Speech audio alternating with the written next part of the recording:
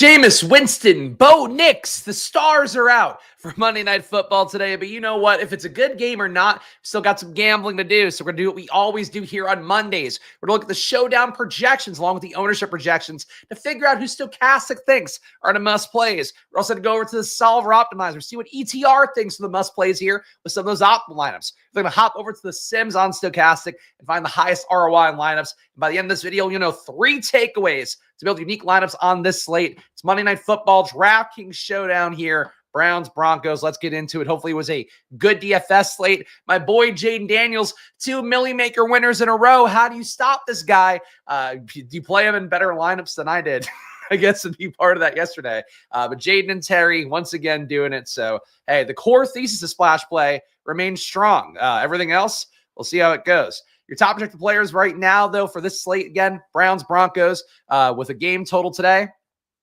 18 implied points for Cleveland. Denver, a 6-point favorite at home. So 24 implied points for Denver. So that's the key things to know here. Besides that, 2 defenses that are pretty decent. Well, Denver in particular, very good on the year, allowing a low 78% catchable ball rate, stuff in the run 25% of the time. They defend motion plays well. They defend short throws well. Don't defend deep balls well, but limit them at a pretty good rate, a low 5% clip on the year. Cleveland's defense actually pretty soft this year. Positive EPA is given on short throws of under 20 air yards, 0.17 EPA there. Deep throws are giving up a high deep throw rate, 9% deep throw rate, 0.43 EPA on those plays, along with a 11% touchdown rate. So actually can attack Cleveland through the air pretty well, giving up 0.06 EPA per dropback, 0.07 EPA per pass. And even on pressure plays, only giving up a negative 0.07 EPA, which is not that bad. So Cleveland's defense, despite being so good last year, talk about a lot of times here, defense not sticky year to year. That's not sticky. They're not very good. So it's entirely possible here we see Denver approach a ceiling game with that implied total, with them being a 6-point favorite. We'll see what the assumptions are made here with the projections. Shout out to the chat as well. We got some good mornings from our guy Steve, Comment God, kindly pandering for likes immediately. Bo Nix grows dicks. I mean, he did at some point in life, I presume. My poor white prince beat up yesterday. Yeah, Lad McConkey, hell of a first half. Looked like he was going to smash the slate. Still had a good enough game, even with him only playing basically a half and change of football, but he can't stay healthy right now, so that's not that. Times the NBA show, yes, 4 p.m. every day. I've not put up the YouTube thumbnail yet, but at Splash Play NBA, coming up at 4 p.m. for the NBA slate. 4-gamer today, so not that much to talk about. Of course, I'll make it count as always. All right, top projected players here. We got Bo Nix, number 1, 18.01 fantasy points. He is about 3 points and change ahead of the next highest projected guy, Cortland Sutton. So my guess right away is Bo Nix will end up in every lineup. It makes sense. He does run a good amount as well, producing pretty much the entire offense for the Broncos on the year, but running 4.5 times a game, 1.4 inside the red zone on the year. Bo Nix is responsible. There's a stat I should actually have on my main sheet, but I don't every day now. Bo Nix responsible for 94% of the Broncos touchdowns, it looks like. Is that right? No, 94% of their passing touchdowns, 80% of their overall touchdowns. I don't know what touchdowns he didn't throw this year. Bo Nix basically responsible for about 4/5 of the team touchdowns. So he is a play it's hard to imagine fading, but still fading him will be one of the things you can do to get unique on the slate based on that projection. Cortland Sutton at number 2, just shy of 15 fantasy points, 14.95. He is higher priced than Bo Nix. If you're to play at captain, it's one way to get unique on the slate, I would guess. It'll still be probably about 9-10% owned, but Bo Nix, 10K salary, will definitely get played a lot more with the higher projection. Jameis Winston, 14.3 fantasy points, $9,600 salary for him. We know he's going to drop back no matter what. We also know in this kind of spot against a tough defense, he could certainly lead to some turnovers on the year. Jameis, only a 2.1% interception rate is not that bad. Catchable ball rate, 62%, which does leave something to be desired here. Broncos only deflecting passes overall at a 5.3% rate. On deep balls, though, they're around at 11% of the time deflecting a pass on 20-plus air yards throws. So would not shock me to see a Jameis pick today. And if that were plus money to bet somehow, I would bet that. Jerry Jeudy, no Cedric Tillman today. He's concussed, so you're going to see Jamari Thrash, I think, take over more of a role. Darden is the other guy there. Is it Jalen Darden? I believe is the other one who is getting some amount of snaps here. Jalen Darden last week played – no, it's not Jalen. Is it Jalen? Jalen Darden played 0 snaps last week, so it can't be him. Hold on. This is something I looked up before the show, but amidst me compiling a bunch of info, slipped out of my brain. No, it is Jalen Darden.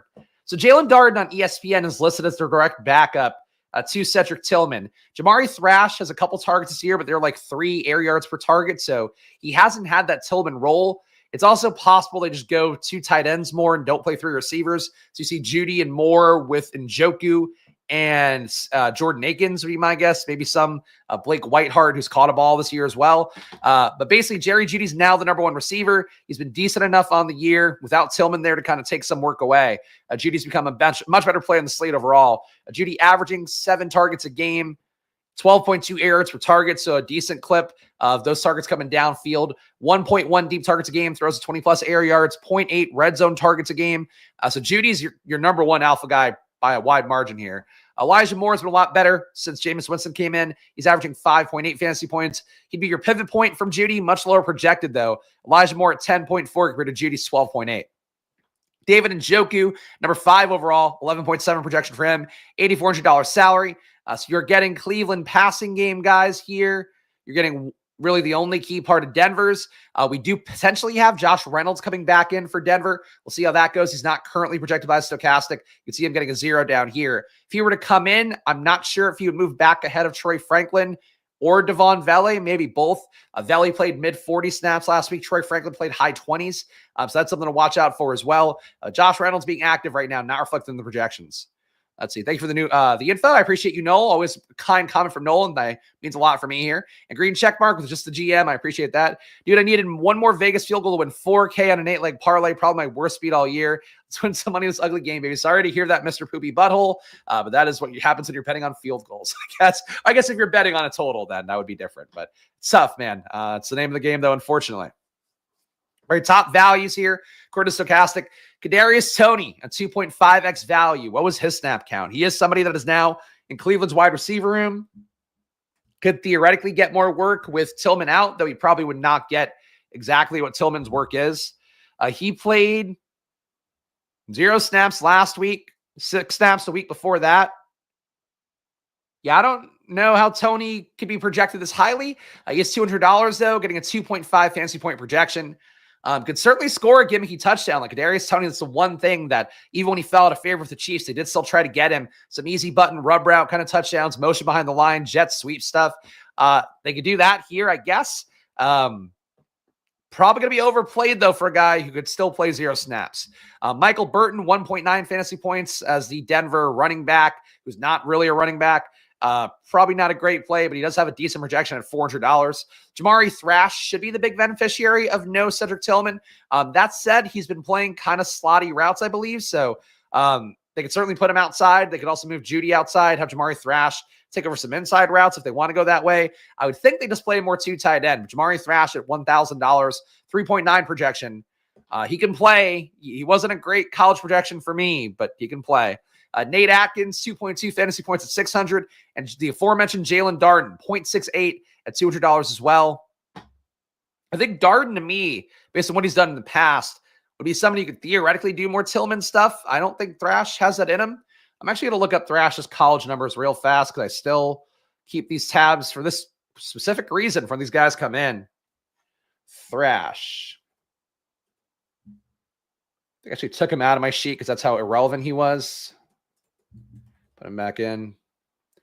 He averaged 29% targets per route run, 8.3 targets, 6.3 of which were out wide, only a 0.07 EPA per target out wide, 0.14 EPA per target overall.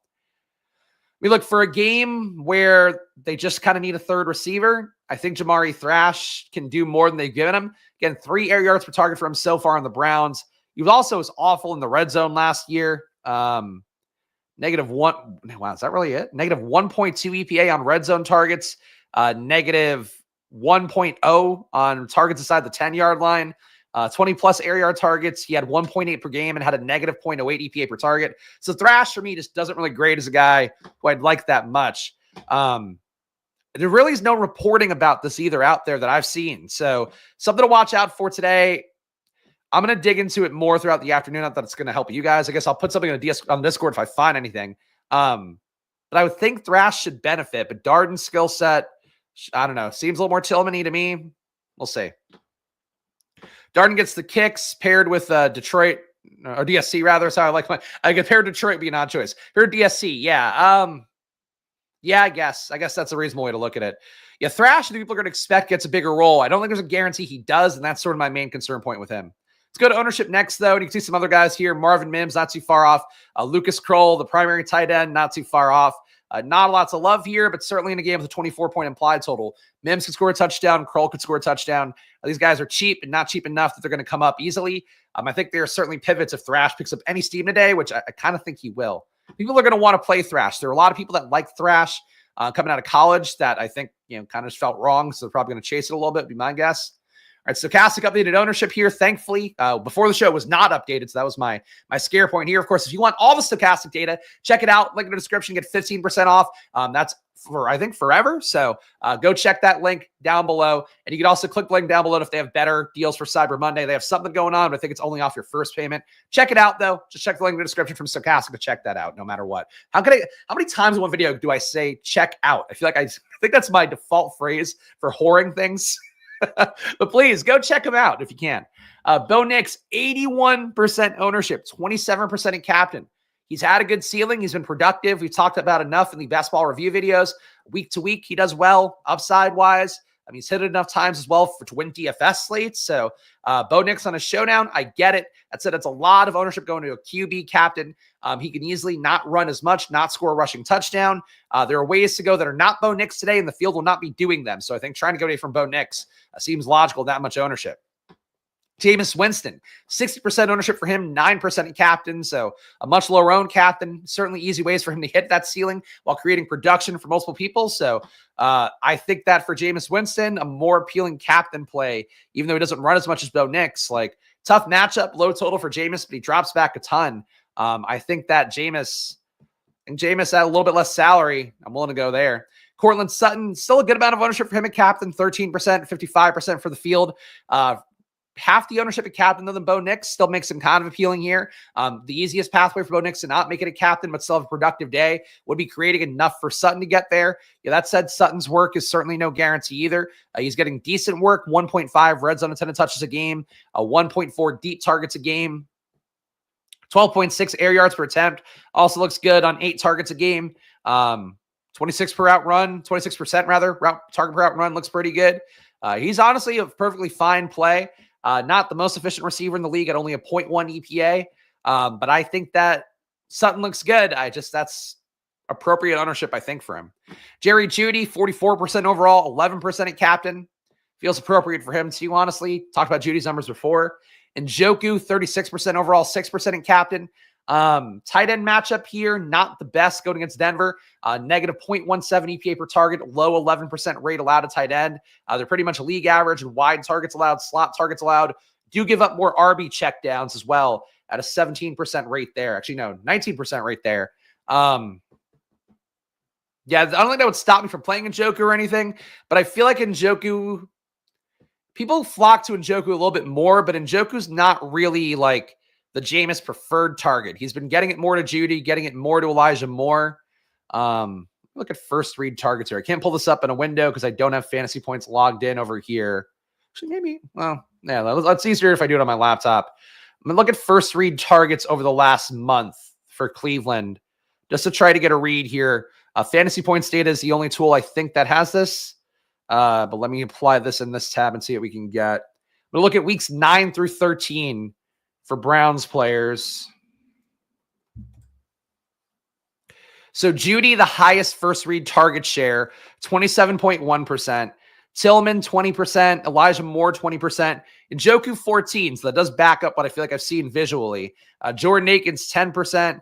Blake Whiteheart, 7%. Jamari Thrash, 1%. He's had one first read target, though.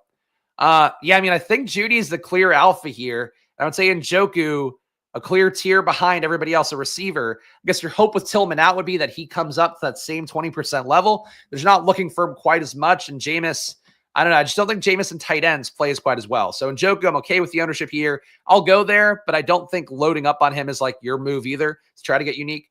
Javonte Williams, 35% field ownership here to 5% in captain. The biggest leverage you're going to get is going to be him against Bo Nix. So that's interesting to see. Guys under 10%. You got Jordan Akins, 11% here. Do you think he gets work? He's your leverage against Jamari Thrash, whatever ownership he gets. Jamari Thrash will only be 10% owned as well, though. I think that creeps up a little bit higher. Troy Franklin at 11, a little bit tough if we do see Josh Reynolds go to trust that. Jaleel McLaughlin, look at his snap count recently. McLaughlin over the last week played 20 snaps, which was up from 9 and 7 the previous weeks. Javonte played 38, which was up from 32 and 17 the previous weeks. Estime played 5, which was down from 14 and 26 the previous weeks. It's Sean Payton, so this could move around any week. But Jaleel McLaughlin feels okay, but certainly not as good as I would say that Javonte Williams probably feels right now. Lucas Kroll, lead tight end here, not the sexiest play in the world. He'll be 4.5% owned. Nate Atkins, these guys are out in the field. Troutman out in the field. Let's look at these splits as well. Kroll played 21 snaps last week. Troutman played 36. Atkins played 20. And target-wise, they're getting targeted about the same. Troutman getting targeted 13% of the time he's running a route. Lucas Kroll, 13% rounded up. So these guys are functionally, especially Kroll and Troutman, I think they're the exact same play. Estime is down here. If you were to somehow start and get a lot of work, he would look good, but there's no reason to assume that at this point. Kadarius Toney, 3% owned. If you want to play him, looks like that's not possible. He can't be projected that highly at $200. Only end up 3% owned. So this one will move. Either the projection will move down or the ownership will move up. That's too low for Toney right now. Darden, it's possible here. Burton, don't see that. Pierre Strong, don't see that. Whiteheart, maybe. Catching 1 touchdown. Let's go to the solver next. Let me log into this tab. We'll see what they have here in terms of the optimal lineups. Let's keep this thing moving along. Let me pull up this. All right, here we go. Let's go to Showdown. Let's see what we get in our top 25 lineups here. Highest projected players, according to the solver, and ETR's data, that is. Bo Nix, have him at 19.7 fantasy points. Cortland Sutton, a good gap ahead, so same principle here. He's going to be about 3 points higher than Sutton, same as he was on Stochastic, but a different projection. Jameis Winston, 15.8. Jerry Jeudy, 13.6. And Njoku, 12.1. So I believe that is the exact same order we had in Stochastic. They have Nix, Sutton, Winston, Jeudy, and Njoku. Nix, Sutton, Winston, Jeudy, and Njoku. Yeah, exact same order of operations here for both the premier sites. And then these 25 lineups, let's see what we get. Shouts to the chat as well. Appreciate it, guys, for just coming in. You enjoy this content, make sure to hit that like button and subscribe. Of course, it does go a long way. Not that Infect MD need to tell him. For everybody else out there, please hit that like button, subscribe down below. Nix hasn't been running as much lately for what it's worth. Have to look at pressure rates to see how I feel about that. I mean, look, it's going to move around week to week. I think he's been passing better, so that's a part of it. But look, Cleveland's defense is not defending the pass well either. I would say if they defend decently, he's probably going to run more. But he's getting more confident. That's a part of it as well. But I think in situations where it's like tough secondary who's around the ball a lot, I would expect him to run less. Here with Cleveland, I think he'll run a normal amount because Cleveland's defense doesn't look like it's been that good analytically. Are your top lineup right now the one you should play in a cash game? If you are going to play a cash game at 11:21 a.m. on the East Coast, we this one right here: Bo Nix, Cortland Sutton, Jameis Winston, Jerry Jeudy, Will Lutz, Jamari Thrash. Wow, they have Jamari Thrash for 5.4 fantasy points. That's a lot more than Stochastic had. So I guess if we're going to tell a story with the optimal lineup here, what the cash game lineup has given you, it would be that Bo Nix is creating enough production as QB, feeding the pass game. RBs fail, which is why Will Lutz is able to get there with field goals. Jameis Winston's will dropping back a lot, passes to his number 1 receiver, Jerry Jeudy, and hitting Jamari Thrash enough that he can make a lineup over Elijah Moore / the cheap people. I think that's a reasonable way to look at it. Also using all the salary here, so definitely not a tournament lineup no matter what. The top 25 lineups overall. So what we're looking at here is what the projection math is going to drive people to play a lot without realizing. They are going to play 100% Jameis Winston. I mean, not literally. But they're going to get a lot of Jameis, going to get a lot of Bo Nix. To fade one of these guys right away would be a pretty wise thing to do. Saw this exact same thing happen last night. Different situation, but before for the Sunday Night Showdown, I didn't do content for it, but like pull up the solver real fast to see what the solver is showing before I put in one lineup here just to get something in so I knew what was going on in the game. It was Josh Allen and Christian McCaffrey in every lineup. What happens in that game? Christian McCaffrey doesn't get there. He ends up leaving the game early, obviously, with an injury. That sucks. But basically, that's what happens pretty much every slate is that you'll have these guys here. 2 of them, 3 of them will come up. Seems like they're necessary in every top projected lineup. And then if you just fade one of those guys, let alone multiple of those guys, that's how you get away from a large portion of the field here and vaults a bunch of different lineups there on the main slates for Showdown. So for Winston and Nix, you see him in 100% of lineups. That tells you right away that these are the 2 guys where if you don't play them today, you're getting very unique. So playing defenses with kickers, playing running backs more.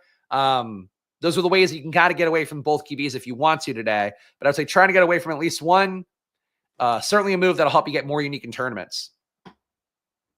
Besides that, the stack constructions, you're getting 40% of these lineups at 3-3 Browns-Broncos, 32% at 2-4 for the Browns and Broncos here. So a 4-2 build favoring the Broncos. That means in at least 60% of lineups, or actually no, 70%, you're going to get at least 3 Broncos. So to play a 4-2 Browns will make you more unique. Playing a 5-1 Browns onslaught will definitely make you more unique. Doesn't mean you have to play that, but the goal of Showdown is to find your most unique, really viable pathways to first place. And playing more Browns today would be one of those ways, even though it certainly doesn't look that appealing on paper and relative to the Vegas total. In terms of these top 25 lineups, you're getting a quarter of them with Winston, Judy, and Jamari Thrash. So that's going to come up a good amount. At 12%, you're getting Bo Nix, Sutton, and Lutz. Doesn't matter that much. Judy and Winston just alone together in 12%. The Winston, Judy, Thrash one is probably the one to watch out for ETR data. We do not have Sims up on the solver. Let's go to Stochastic next then and build some lineups on here. And let's see what we get with the Stochastic data. What is the tournament field today? I should always look it up in advance, and I never do. And that is unfortunately the nature of things. If I had to guess, 33% to first. But let's see. Oh, don't make me verify my phone. Why don't I should always just fucking look at my phone. You try to log in on DraftKings, and it's like a fucking Herculean effort to log in between your different login codes and bullshit. Oh, come on. I'm sure somebody in chat's going to tell me already, but I'm here. All right, it's 300K to first, 1.25 overall. So about 20% to first place then. So let's sim it out that way. That's lower than usual. All right. Contest generator, 10,000. Here we go. Like to play more Browns at night too. Poop joke. There we go. Or I don't know what else joke that could be. Like Knicks over 20 rushing yards and anytime TD because of the pressure. Pressure do what run. Yeah, Cleveland generating pressure at a 28% clip, hurrying the QB 10%, sack rate of 7%. Yeah, that could make Nix run more. It could also just mean that he gets out of the pocket and throws downfield. Bo Nix playing out of the pocket's been pretty decent, 73% completion rate. Only a negative 0.1 EPA. It's not that great, but yeah, I think that's a logical way to look at it. Yeah, pressure will make you roll out. He still could pass, so I wouldn't lock in any sort of rushing prop on him. But I would agree that getting good pressure on Cleveland's side will make him more likely to have to run a little bit more, if not just at least move around the pocket more. All right, let's see what we get here. Push code on phone is very insecure too. Bush League operation. I mean, that's what everybody uses, I feel like. So I don't know what the more secure option is. I'm not like one of my friends who's in IT stuff is like, oh, you're supposed to have like a USB, like a whatever safe USB that you log in and has all your passwords. It's like, I don't want to fucking do that either. I want to have something attached to my computer at all times. So I don't really know. I don't know what the login solution is, but everything out there that is a login solution, I hate. And then the stuff like 1Password gets hacked. It's like, cool, I have all these fucking random 70-digit passwords and now they got hacked anyway. So I don't know. I just want to be able to log in easily and not get logged out every single time. And I feel like everything now just logs you out repeatedly and have to keep coming in, especially the data tools and all that shit. Oh, biometric. I don't have any biometrics on here, though, unfortunately. But I also don't want to have a biometric attachment. But I do use the touchscreen for my MacBook stuff. But yeah, PC, I don't have anything. Anything tactile here. I was simming out these lineups, guys. It happens in real time. Of course, you guys know the deal. Check out Stochastic if you want to use this Sims tool. You're seeing the real process here. And of course, the lineups will move around. The data will move around throughout the day. So if you want to get your fresh take on lineups here, check out Stochastic at 15% off using the promo code SPLASH or click the link in the description down below. Your top ROI lineups right now. You're getting 212% ROI on this one of Jerry Jeudy at captain, Bo Nix, Jameis Winston, Javonte Williams, Jerome Ford, Will Lutz. Jerome Ford, more likely to get there in a game script where Cleveland is trailing. If you have Jerry Jeudy at captain, I think you're saying that as well. If you have Javonte also in this one, like you probably say that safely. So don't mind the build here in a 3-3, leaving only 500. That's probably dupe more than zero. But as we've said before with Stochastic, I think in zero dupe lineups, you could still expect there to be 1 to 10. In one dupe lineup, I'd expect like 10 to 25. 3 and more dupe lineups, you're talking 25 plus here because of how this works, where they build 10,000 lineups representing a field of, 70,000 to 100,000. So it just doesn't fully align. The dupe thing is I think the least safe part of things here you see data-wise. Cortland Sutton, your number 2 ROI lineup. Sutton and captain, Bo Nix, Broncos D, Jameis Winston, Jerry Jeudy, Kadarius Toney. So getting unique with Kadarius Toney in this one. You're playing a 3-3 build still. I don't think this is that unique, to be honest. The Toney part, maybe, but if he's going to have a decent projection on him, like people will get there. So I think this moves a little bit. Bo Nix, Broncos D at number 3, David Njoku, Devon Vele, Elijah Moore, Javonte Williams, only $200 left on the table. Feels like that would be a little bit of a train to me as well. I mean, you're fading Sutton, which is a positive in a Bo Nix captain lineup. Yeah, maybe not a ton of dupes, but definitely not 0 dupes. Cortland Sutton, Bo Nix, Jameis Winston, Jerry Jeudy, Kadarius Toney, Will Lutz. Kadarius Toney gets into another. A Kadarius Toney captain, Bo Nix, Cortland Sutton, Jameis Winston, Javonte Williams, Jerry Jeudy. I don't think this one would be unduped entirely, but it's leaving 4,100 on the table, so I could get how that would be unique enough or feel unique enough. You probably still need to drop like Cortland Sutton to Devon Vele or pitch Jerry Jeudy to Elijah Moore or something like to make that truly, truly unique. That's a better way to play it, I think. All right. Love the Eggs butthole in my Face ID. Don't thank you. Yeah, using the Eggs butthole as your way to log in would be an interesting way to approach things. All right, top ROI lineups overall. Player ROIs, we got Kadarius Toney at captain gives you the highest ROI. 88% ROI for Kadarius Toney at captain. Look, I have seen nothing in terms of reports that would make me think that Kadarius Toney is going to step up to this really big role because Cedric Tillman is out. If it does happen, if he were to somehow play the Cedric Tillman role, he would probably break the slate, I guess. So I get the theoretical logic here. I'm looking up Twitter right now. Is there anything here? Let's see. And there's no credible reports of anything. Just people making fun of Kadarius Toney. It's old Chiefs fan. Like, let fuck Kadarius Toney go, guys. Not part of the team anymore. You move on, Chiefs fans. It's really just all Kadarius Toney jokes. It's nothing real about him from a credible source. It's all just people slandering Kadarius Toney. So I've seen nothing about him. I don't know why this would be the case. I certainly, Richie James throwback, just a guy stepping in. The thing is, like, they have had real roles for Jerry Jeudy and Elijah Moore. If Elijah Moore and Jerry Jeudy were out, sure, I'd go Kadarius Toney, great play. I don't see him being like this right now, but it's here, just highlighting it. I see nothing to back it up based off of any credible beat reporters like Mary Kay Cap. It's not like, hey, fucking Kadarius Toney's really crushing out. Imagine if she talked like that. Hey, this fucking Kadarius Toney's out there doing great stuff. I haven't heard that, so I don't know why you'd believe it. The fact he went from 6 snaps to 0 snaps alone would make me think Kadarius Toney not a smash play. Kadarius Toney, though, 5% ROI in the flex as well. Won a few positive ROI guys. Broncos D, positive at captain, 3% ROI there. And Browns, 0.1% at the flex for their defense. Everything else, negative ROI, slightly negative for Will Lutz, Javonte Williams, and captain and the flex. Exposures overall for the flex. You're getting Bo Nix, 59% compared to the field's 51. Jameis, you're getting 57% compared to the field's 51 as well. Actually, should have been 54 for the last one. Javonte Williams, 49% compared to 31 in the flex. Broncos, 48% compared to 29 in the flex. Cortland Sutton, 44% compared to 41.4 in the flex. Will Lutz, 37 compared to 24. And Njoku, 36 compared to 30.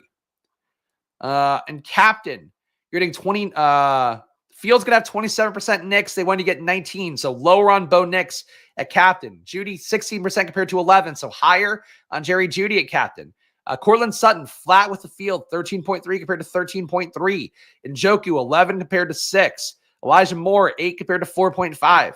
Broncos, 7.3 compared to 3.6. 2x the field on Broncos D at captain. So a Jameis colossal fall apart here. That's one way to play it. Broncos D as well. You're getting, oh, no, never mind.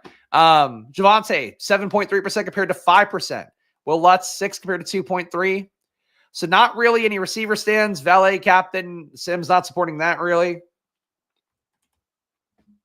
Yeah, Valet, they want you to get half the field of, really less than that. That's that. Your highest leverage plays overall.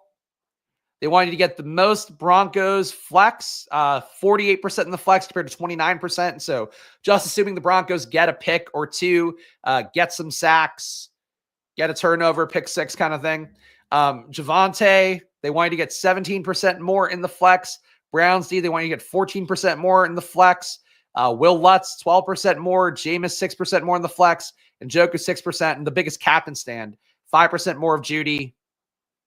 Rounded up 5% more of Njoku. All right, let's look at some captain lineups here. Then I'll hand build one, and we'll do our 3 takeaways to get unique. Let's see. Well, Antoine asks, look at Valet captains. Really think the captains that are not Sutton, if Reynolds is active, I'd feel less good about all of them. Not a lot of Valet lineups in the top 150, but you got Valet, Bo Nix, Broncos D, Njoku, Javonte Williams, Nick Chubb, Valet, Bo Nix, Hawkins, Winston, Javonte Williams, Jerry Jeudy, Valet, Bo Nix, Javonte, Jerry Jeudy, Chubb, Will Lutz. I think Valet would feel a lot better to be in the flex, to be honest. Cortland Sutton lineups. Cortland Sutton, there's a lot of them in the top 150, it looks like. Sutton, Bo Nix, Broncos D, Jameis Winston, Jerry Jeudy, Kadarius Toney. Sutton, Bo Nix, Jameis Winston, Jerry Jeudy, Kadarius Toney, Will Lutz. Sutton, Bo Nix, Broncos, David Njoku, Javonte Williams, Marvin Mims. Mims doesn't play enough snaps to get there as captain, especially if Reynolds were back in. But Mims in a lineup is kind of interesting to see. Javonte captains. Javonte with Bo Nix, Broncos D, Elijah Moore, Jameis Winston, Will Lutz. Number 2 is Javonte with Bo Nix, Broncos D, Cortland Sutton, Jerry Jeudy, and Will Lutz. That one's getting duped at 50K. Though it is a 5-1 with Denver. But yeah, 9 dupes. That's got to be like fucking 100 dupes then. Javonte, David Njoku, Dustin Hopkins, Elijah Moore, Jameis Winston, Jerry Jeudy. A Cleveland 5-1 build here with Javonte at captain. That's kind of weird. These Javonte teams don't make the most sense to me. And the one that does look okay is going to be duped to shit. One of their captains, Jerry Jeudy. Jeudy, Bo Nix, Jameis Winston, Javonte Williams, Jerome Ford, Will Lutz is number 1.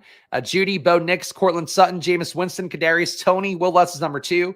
Jeudy, Bo Nix, Browns D, Devon Valet, Jameis Winston, Javonte Williams is number 3. The Browns already called Toney up off practice or just projected. Projected, but they don't have a lot of bodies to call up if they're going to have any, like, somebody else has to be active, so it's likely got to be Toney, because David Bell's on IR as well. Let's look at Elijah Moore captain lineups. Elijah Moore captain with Bo Nix, Browns, Broncos, both defenses in there. Jameis Winston and Jerry Jeudy. I guess that's just the argument here is that they don't score a lot of touchdowns, but Elijah Moore PPR scams his way there, I guess. Number 2, the Elijah Moore. Again, both defenses. Why? That's so odd. Why is Elijah Moore? The top 3 lineups for Elijah Moore all include both defenses, so that seems stupid. But Elijah Moore, Browns, Broncos, Sutton, Njoku, Jameis Winston, that doesn't feel that unique besides both defenses in. Elijah Moore, Broncos, Browns, David Njoku, Jameis Winston, Nick Chubb. These feel like lineups that people play just so their lineup like is tied for first when the game starts because you have both defenses in. I don't want to play both defenses really, especially the Browns defense, to be honest, like because they have nothing to offer really besides hoping Bo Nix fucks up, and he's really not screwing up at that high of a rate. I hate 2 defense lineups generally, unless it's like a really low scoring game. But here we have one team applied for 24 points. Like I don't see why Elijah Moore's getting paired with that. All right. What else can we look at? Njoku captain. Njoku, Browns, Cortland Sutton, Dustin Hopkins, Jameis Winston, Jerry Jeudy.